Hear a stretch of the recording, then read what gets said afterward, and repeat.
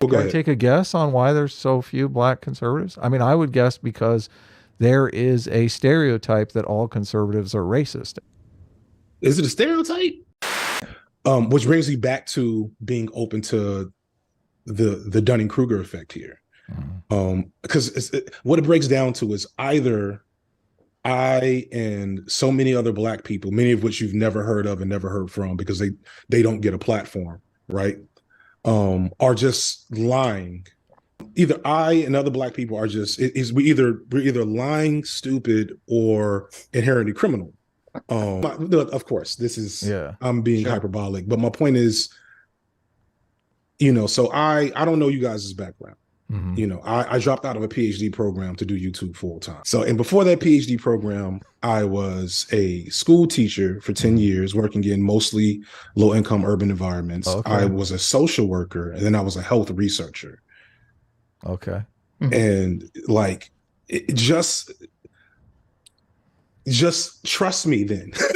Well, no, I now again we're talking about personal experience, which I just Well, no, but my personal experience, well, I bring that up not just to justify my personal experience, but to speak to what is the most likely outcome. Like, what is the most probable situation that all these experiences, actually being black and studying this science, has led me to the wrong answer, or Adam from New Orleans, who had a couple of racist moments in his life where he wasn't even on the receiving end of racism, has an equal perspective on this. But like, I'm just presenting you with that possibility that maybe your understanding of racism is so poor that you should reconsider everything you believe and understand. Can I take a guess on why there's so few black conservatives? I mean, I would guess because there is a stereotype that all conservatives are racist, and if I was black, I would not want to be in the same tribe as all the racists. So, is it a stereotype? Is it policy?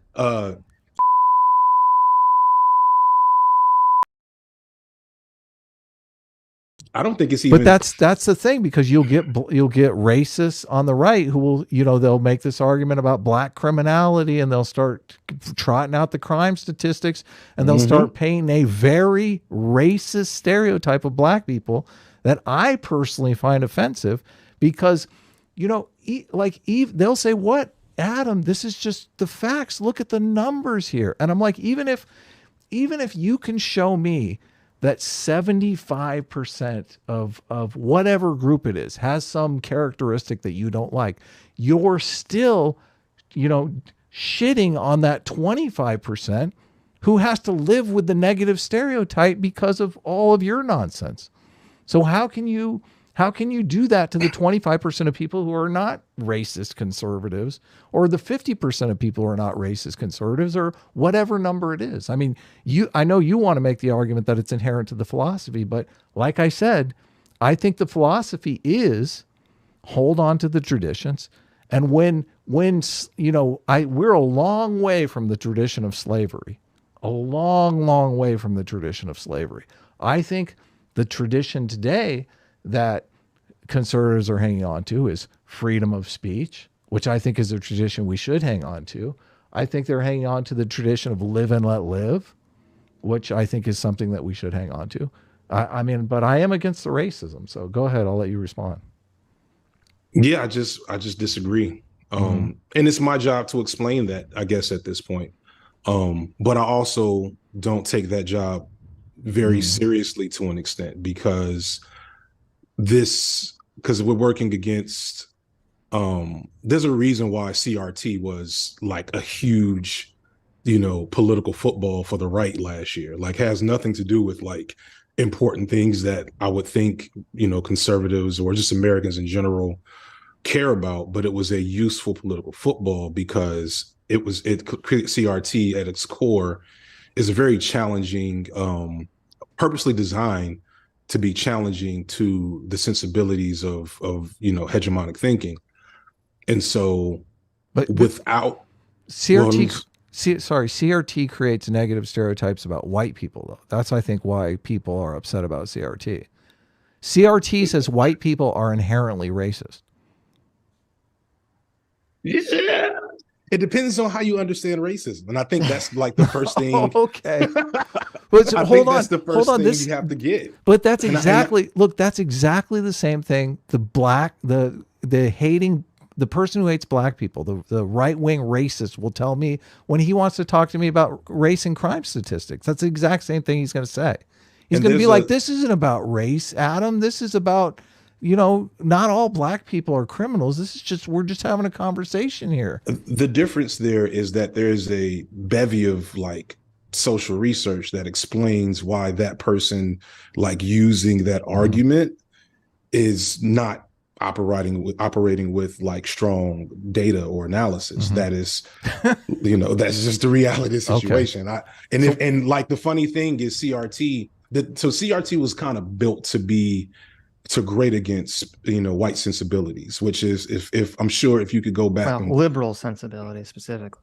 well, you know what, that's actually probably true. CRT wasn't even made in mind with the really like dyed in the wool racists. It was more so for the Adams and I guess and you two, I guess to an extent, Stitch, to kind of like shake you to the core to get you to consider racism differently. Because when the average person thinks of racism, they think of what happened to George Floyd, and they think of people saying really mean things or ugly things about black people or Asian hate and things that are interpersonal, which is evidentiary of racism, sure. But one of the things, for example, about police brutality against black people, one of the biggest predictors of police brutality against black people is just how often they'll encounter police.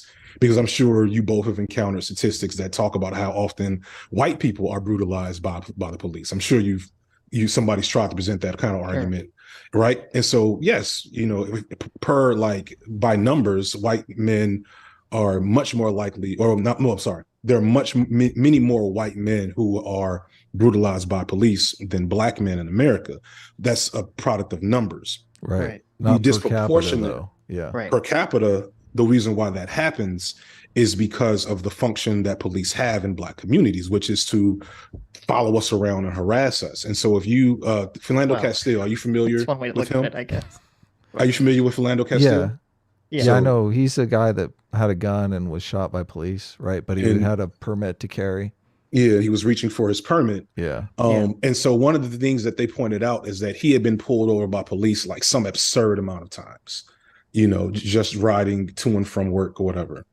And so at a certain point, it becomes a probability. How many times is he going to encounter a police officer? And then out of all those times, when will he meet the jumpy, subtly having a lot of racist ideas guy that is jumpy enough to act on those racist ideas? And so then CRT explains to us, well, if we pull back the idea that, oh, that police officer was just one of the bad apples, he's just racist, and ask the question, why was he pulled over so much? And then like move that up the chain of command, so to speak. Then we start to ask real questions about what racism is. And what we find with liberals and conservatives is that when we start using the word systemic racism, it becomes a non-starter. And so when I say all white people are racist, I don't think all white people are evil. I don't think all white people are bad people. I don't think all white people hate black people. This is exactly what the guy who says all blacks are criminals. That's exactly what he says. I'm pretty sure I just explained why that's not the case. Well, but I don't want to get into go ahead, back and continue. forth with it. You were telling us how we're all racist. Go ahead. I lost my train of thought. If I'm explaining that all white people are racist, the thing that is really like deeply rooted within our culture is that I'm making a moral attack on you, Adam. If I say, Adam, you are a racist, that is offensive to you. I would imagine, because from your perspective, it's a little offensive. But. Yeah, from your perspective, this is a moral attack. This is an attack on your character. And one of the things, if you get past the what's the word, the intensity of CRT, and you kind of get into it as a philosophy, is disabusing the moral defect from the systemic environment of how racism works. Mm-hmm. And so we start to say, well, Adam, you don't hate Black people. You don't have a, you don't have an issue with hip hop, or insert some signifier there. You just participate in a system and actively contribute to a system that leads to racist things. And so it really would be nice if we didn't call you racist at all, but that's not where we are now, because the liberal definition of racism is deeply dyed into the construct of the country. So, two things. First of all, I thought, I don't know if I heard correctly. I think you were saying you're calling me Stitch instead of Sitch. So. Oh, I'm sorry. It's okay. It's okay. I'm looking right at the Common name. mistake. But no, but my problem with CRT and the way it's discussed is kind of the way that you're discussing it now, which is that CRT is given this forward-facing argument about, like, well, we need to think about racism differently and system as like a system, and et cetera, et cetera, et cetera. And they're like, when I read a lot of the CRT literature that I've read, when I've read key writings that formed CRT, like right in the beginning of the book, it's not about really what you're talking about. It's about how they disagree with the liberal notion of individualism. They disagree with the liberal notion of integration, and they want to bring back the radical leftist, kind of Black nationalist, Black conscious view of the race conversation. And they kind of, like right in the beginning of the book, Gary Peller is talking about how he thinks that this sort of integrationist model in America has failed, and how the liberal model has failed, and we should start thinking about, maybe white people and Black people should interact as if they're like different nations. And just to me, like, this is insane to me. This is never going to work. There's a lot of, like I said, CRT is this is going to sound silly, but it's kind of punk rock in its time, which is absurd. But it's radical. It's definitely radical. I understand that. So there's some CRT rhetoric that, if we're just going to say have policy conversations, we wouldn't entertain all that. Yeah, but it goes deeper than that. Because even when you're talking about the foundation of CRT is the idea that, because liberalism, the idea, like the concept liberalism, John Locke liberalism, is rooted in the concept that we're all individuals and we should all be treated as individuals and not as part of a group or collective. Mm-hmm. And CRT is saying that either A, that's not the way we should be doing it, or B, that's impossible. And so we should basically just give up and go back to this kind of race collectivist attitude. And that's the way in which, we should view the world. And that to me, that's just going to bring out all the racism. That's going to make everything so much worse. I disagree. I think all the racism's here. That's kind of the thing that, if I cared more about teaching white people about racism, I would spend a lot of time doing that. But then that would low key be anti-CRT. Do you live in a part of the country? Because I'm in like Southern California, so like we don't experience a lot of racism here. But I have lived in New Orleans. I lived in New Orleans back in the '90s, which people were just openly racist in New Orleans. So maybe part of it is where you live. I don't dox yourself, obviously, but no, I've had a pretty unique upbringing. And I've been around a multitude of people for most of my life, and also had the benefit of being immersed in Black spaces for formative chunks of my life as well.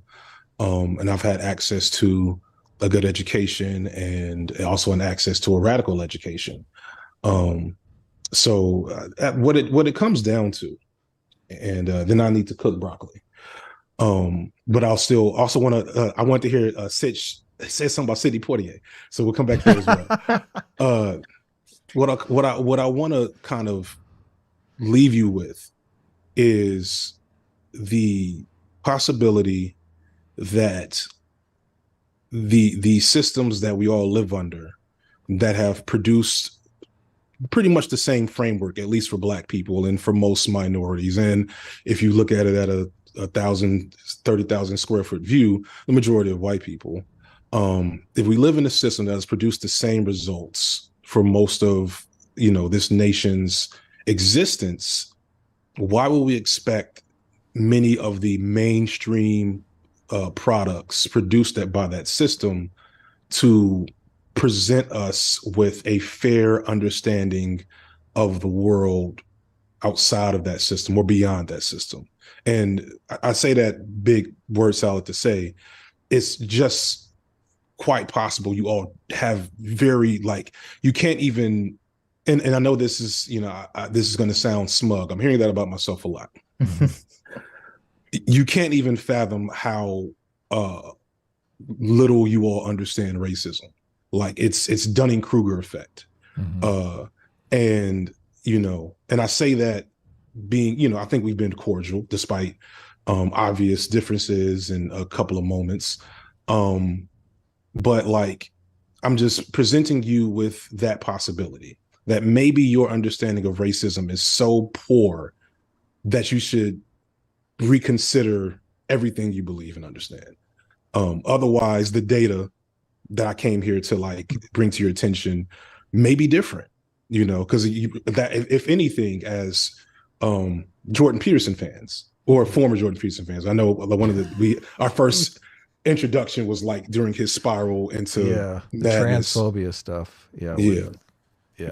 But as people who at least present themselves as empirically attuned to empiricism, consider why the data exists. And the data exists that way either because, as your racist conservative friend would say, Black people are just inherently criminal and inferior, which would, be a thing, or maybe racism works very differently than how you understand it.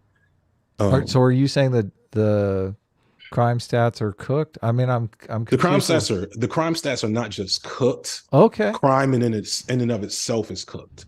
Okay. Well, that's like obviously a totally different conversation. Yeah, and that's very deep, and I don't feel confident to even like, there would be no FD signifier explaining crime, right? The cooking of crime statistics conversation or thing, because I would fail that. If you're saying also, I just want to say, because you're admitting that it's fair to call all white people racist because they participate in a system that is based on white supremacy and is inherently racist. If a white person has no ability to opt out of that system, they're being forced into it, is it still fair to call them racist? So the first thing to think about is taking away that as a moral attack, and to even consider. So you're saying calling somebody racist is not an attack on their character. The worst thing liberals have done is play the race card. Okay. And that, no, don't get me wrong, a lot of white people are shitty racists, right? A lot of the, conservatives in media, right, shitty racists on YouTube, shitty racists. I've heard some of you guys, I've heard you guys not at your best. I'm not going to attribute any of those. We might have done some microaggressions at times. You may not unheard of. Not at all. We try to stay, in all fairness to us, sexism, I feel, is fair game. Like, women have us outnumbered, okay? They really do. So, I try to stay away from the racism. Racism really gets under my skin. But sexism? Come on. Yeah. So... Well, okay. Well, but let me just kind of finish my point. So although racism is, especially the type of racism that is often most bombastic and visible, should be considered a moral defect. When the way to solve that, to address that, would be to like, okay, so over here we have assholes who are being racist, and then over here we have, to be nice, people who are so invested in the system and oblivious to how the system really works that I'm not even going to call them assholes, but it'd be nice if they would, figure things out a little bit. And then it becomes, why do I have to be the person to do that? Which, some of us feel like they do that, and some of us don't. So just to be clear here, you're saying the people who are overtly racist, they do have moral failings. The people who are embedded in a system that is racist, that there's no moral component to that. So you're saying there's two types of racism. I don't want to be held to that statement, but I will say there's two Okay. types of racists. Okay. And one racism, if would be easier to engage with across ideology Right. if we would minimize the moral aspect of it so that we Okay. can attack the systemic aspect of it. Probably Right. the Because one if that doesn't feel black people are inferior. Obviously, that's the one. that would Yeah. be a nice one. That would be that would probably Obviously. be like a requirement Yeah, to even start. obviously, yeah. Yeah. And Well, so I go mean, you ahead, can. Stitch. I'm in favor of people, advocating to change system if there's things in the system that are racist or are the remnants of racism, or even things that could be well intentioned but still seem to, create racist outcomes, or create any negative outcome. I'm all in favor of changing all those things. I just, to me, going back to again the CRT thing, I think you have to be naive to kind of conceive of a world in which Black people are going to be socially allowed to use their race to kind of like unify around it as a collective and not expect Like white people have done for exactly years. exactly to not exactly to not expect that white people are going to just reactively just do the exact same thing right back. And that's Well, already, I would say that's already well, happening right now to some yeah, extent. I was that's kind of the thing. I think that's maybe a flaw in that premise. That is already currently happening for white people. So now Yeah, what but you're it's definitely like, so. I mean, this is right in the CRT literature, is that they talk about how the liberals, part of, well, Gary Peller says this is intentional, but whether it's intentional or not, part of what happened with the civil rights movement was that kind of white people using their race and identity to unify around politically was like demonstrated as this great evil in society. And then that was then also compared to and thrust upon Black nationalists, essentially, and Black people doing kind of the same thing. And Mhm. he's kind of conceiving of a world, and I think CRT is conceiving a world where somehow Black people are allowed to do this, but white people aren't. And I'm saying that's ridiculous. You're going to have a universal standard where everyone plays by the same rules. So CRT would tell you that without a radical change, there is no option like that already is happening, right?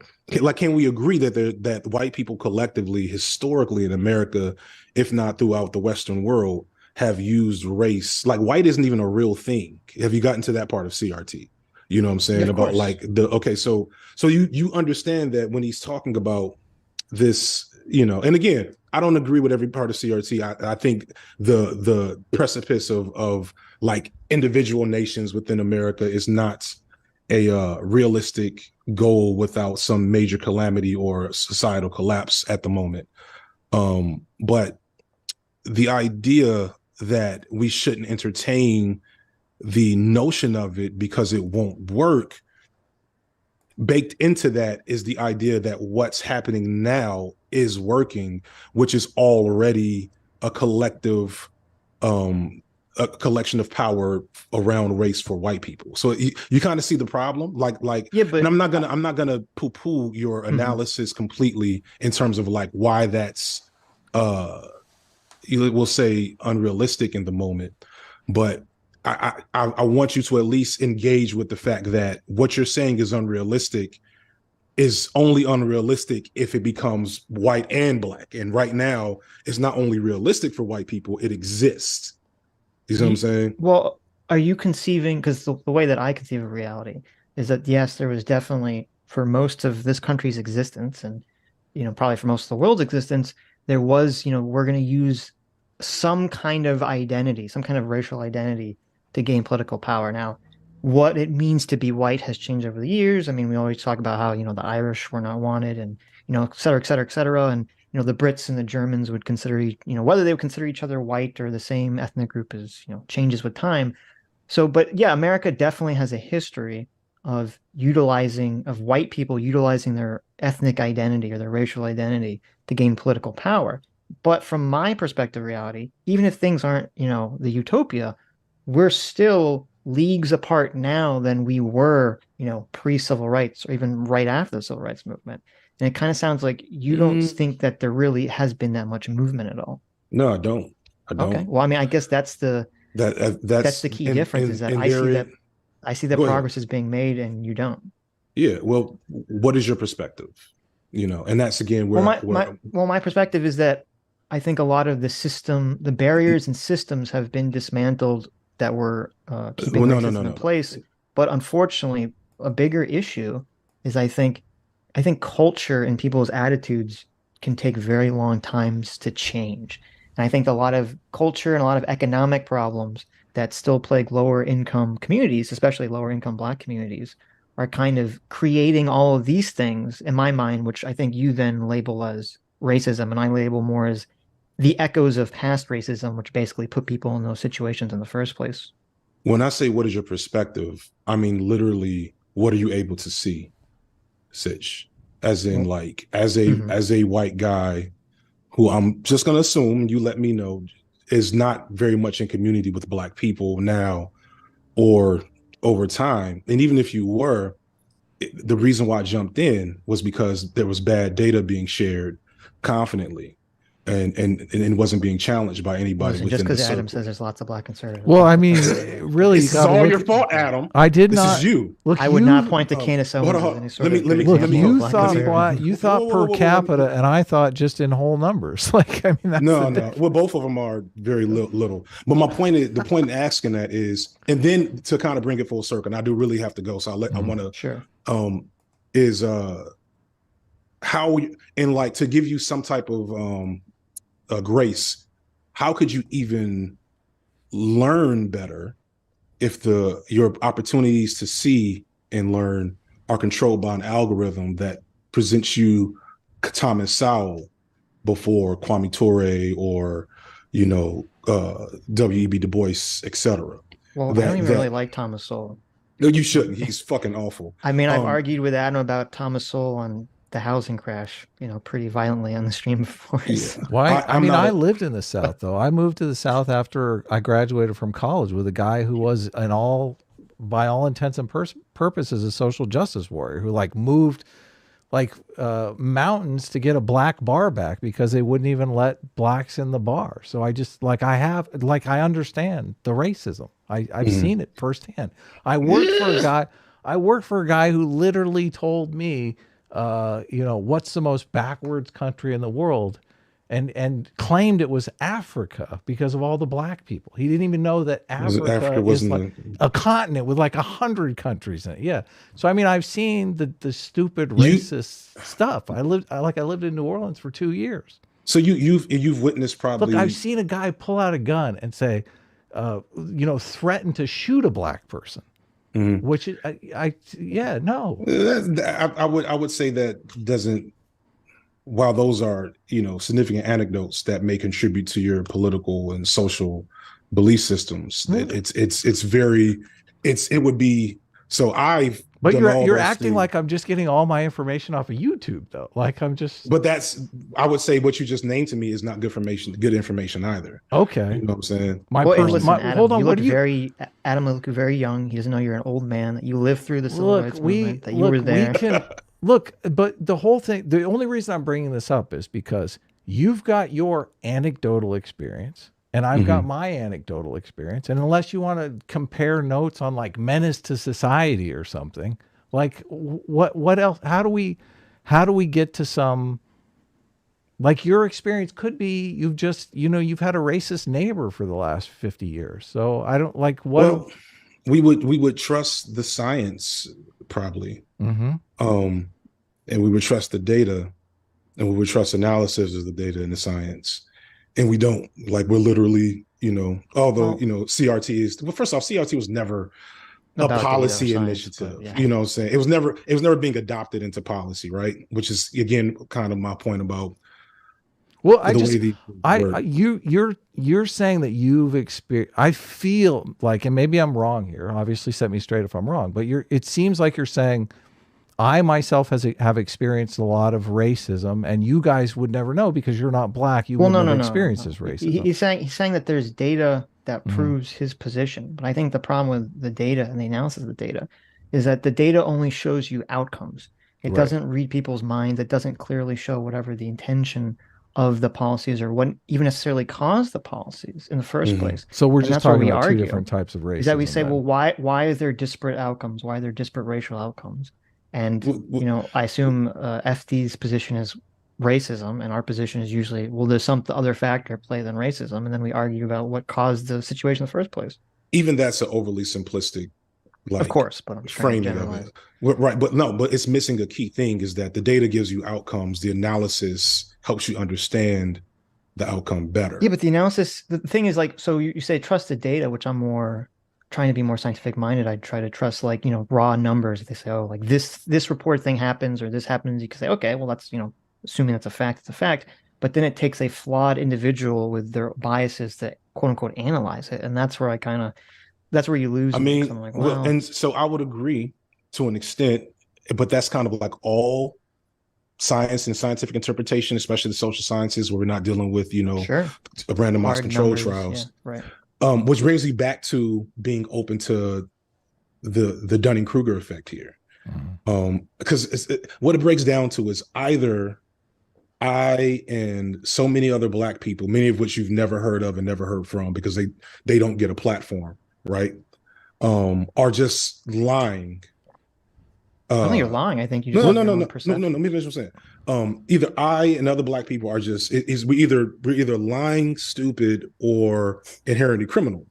I mean, this sounds like a Vosh argument, not a Sitch and Adam argument. I mean, like, you get my. Of course, this is, yeah, I'm being Sure. hyperbolic, but my point is, you know, so I don't know you guys' background.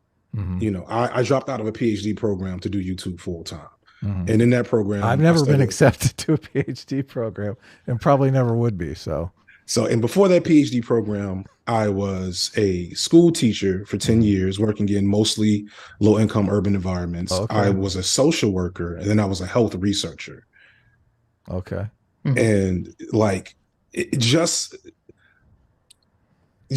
trust me then. Well, no, I now again we're talking about personal experience, which I just well, no, but my personal experience. Well, I bring that up not just to justify my personal experience, but to speak to what is the most likely outcome.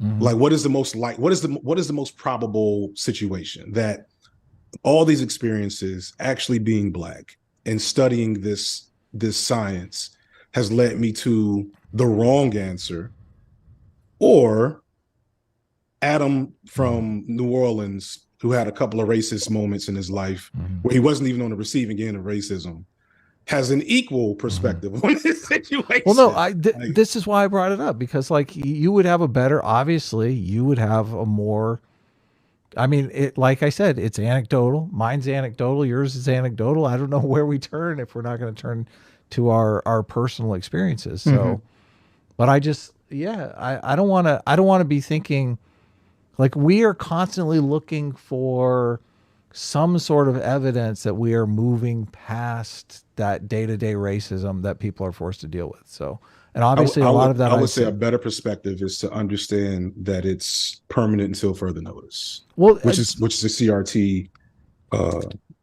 tenet. But I gotta cook broccoli. I know. Okay, we'll let you Sitch, know. what is your because Sidney Portier? What's going on? Sidney Portier. Oh, well, no, it was weird. There's some stream, I don't remember what it was, where you were saying that he was like the acceptable Black actor for, I will say the acceptable Negro on your your behalf. Yes. right. And I was like, that's so weird, because, you know, one of his most famous movies He once is slapped Guess a white Who's Coming guy to Dinner, which on is TV. literally about, you know, liberals being challenged with whether they actually practice what they preach when their white daughter comes home with, you know, a Black man that they want to marry, that she wants to marry. And then they have to, even though they're like supposedly good liberals, they have to kind of come to terms with, well, do they actually follow their principles? I mean, this seems to be kind of contradicting that whole, you know, idea that you kind of laid forward. The Black media is, you know, generally speaking, gatekept by, you know, the corporate interests and what's, you know, you watch my all Black media, but yeah. well, all media, right? Watch my Black Panther video if you can get through it. It's an hour and 20 minutes long, but I talk about the fact that Black stories are It like might have been the Black Panther video that you said what I'm thinking of. Okay, well, but before I got there, I think I was trying to explain that Black stories are often not told from actual Black perspectives, and if they're even told by Black perspectives, they're bleached, you know, or pasteurized to make them palatable to white audiences to an extent. And so while Guess Who's Coming to Dinner is pretty radical for its time, if you look at the whole of Sidney Poitier's, career, I mean, and to shout out to my boy Foreign Man, who took a little issue with my aspersions on him. I may have been too hard, I may have been hyperbolic, but my point still stands that Poitier, and this is not to shade him really, because he kind of had to make a choice, right? Either he can be invisible or he can make progress. I should kind of feel a sense of connection to Sidney Poitier as a black left tuber. But at the end of the day, if you look through his career and like the types of characters he played, it was very much presenting it was very Thomas Sowellian, if I understand Thomas Sowell decently. He's Thomas Sowell. I literally have so much hate in my heart for him. Do you really? It does. Oh my God. God. Wrong. It doesn't sound like the way it looks. Fiery. But the point I want to say, because I really do have to go, is that Sowell Poitier, he said, I have to present blackness in a acceptable way. Like he said that. I wasn't going to play any type of character, any type of you want to be a positive role model. Want to be a positive role model. And what you learn to understand, maybe go watch my anti-Obama videos, is that ends up being a weapon that that often black moderates and liberals will use against more radical black or just poor black people. Right. And so we have to critique that to point that out, because while I admire and I think Sidney Poitier should be celebrated, we should also critique that him playing acceptable characters was, part of the problem. Right. Well, I know you got to go, but maybe I'll leave this to maybe tantalize you to come back. I think the issue with kind of what you're saying that I have is I feel like that you view adherence to or acceptance of mainstream culture as adherence to quote unquote white culture and somewhat of a betrayal of being black. And inherently anti-black. Yes, right. And I think that's where the main contention is that I don't view it that way. Sidney Poitier obviously doesn't view it that way. I think he did, actually. I just think he played his role. I'd have to see him saying something. If you look at the types of movements Sidney Poitier supported on the back end, I think he understood what he was doing, but he still did it, if that makes sense. And that's maybe that's the problem. As long as there's an idea that the mainstream culture is something to turn against, I don't think there'll ever be. I mean, I think that's standing in the way of progress for everyone. So you guys need to get on board. We'll come back and win us over. Look, this was a great discussion. Thanks for jumping in. Yeah. No problem. I did enjoy myself. Have a good one, y'all. You too. Hi, you just listened to a clip from the Sitch and Adams show. If you like what you heard, you can listen to our live show right here on this channel on Sunday, starting at 1 p.m. Pacific, 4 p.m. Eastern. And if you want, you can super chat us. We read $20 and up super chats on the show and then do a follow-up stream on the following Tuesday where we read the rest of the unread super chats and interact with fans of the show. Subscribe to this channel right here to listen to the live show or to listen to more of our awesome clips.